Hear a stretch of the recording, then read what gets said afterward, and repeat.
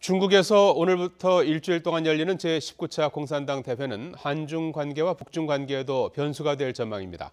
행사가 끝나고 난 뒤 시진핑 주석이 한중 관계나 북중 관계 관리 등 그동안 보류해왔던 외교 현안에 대해서 적극적인 대응에 나설 것으로 예상되기 때문입니다. 왕선택 통일외교 전문기자입니다.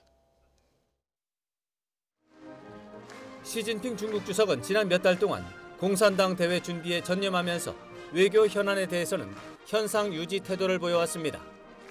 사드 문제나 북핵 문제에 대해서도 중국 외교부는 기존 원칙을 재확인하는 소극적 대응에 그쳤습니다. 그러나 공산당 대회가 끝나는 이달 말부터 중국은 그동안 보류했던 각종 현안에 대해 적극적이고 신속한 대응에 나설 것으로 예상됩니다. 그동안 쌓인 현안에 대해 연말 이전에 문제 해결의 단초를 마련하지 못할 경우 내년 초부터 중국 국내외 주요 정책 추진에 장애물로 작용할 수 있기 때문입니다. 사드 문제에 대해서는 한중 정상회담을 통해 대응 방향을 정하게 될 것으로 예상됩니다. 문재인 대통령이 한중 관계 복원 의지가 있다고 판단할 경우 사드 보복 중단도 결단할 수 있지만 그렇지 않을 경우 한중 관계 격화를 실질적으로 진행할 가능성도 검토 대상인 것으로 관측됩니다.